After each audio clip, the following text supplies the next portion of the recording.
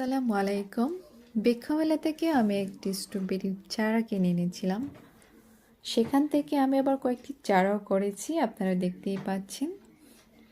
এই চারাগুলো যাতে ভালো বৃদ্ধিপ্রাপ্ত হয় এবং ফল ধরার উপযোগী হয়, সেজন্য আমি এখন ভালো মিডিয়াতে এগুলো রোপণ করব। আশা করছি এই চারাগুলো থেকে আমি জানুয়ারি মাসেই ফল পাবো ইনশাল্লাহ।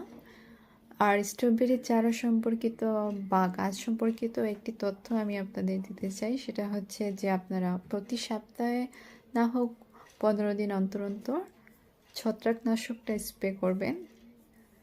তাহলে গাছটা ভালো থাকবে এবং গাছটা পচে যাওয়া বা অন্য কোনো কিছুতে আক্রান্ত হওয়ার সম্ভাবনা থাকে না। কারণ স্ট্রবেরি খুবই সেন্সিটিভ থাকে, এটা একটু ছায়াতেও রাখতে হয়, আবার শীতলযুক্ত স্থানে, এবং এটি ছত্রাকে খুবই আক্রান্ত হয় সেজন্যই।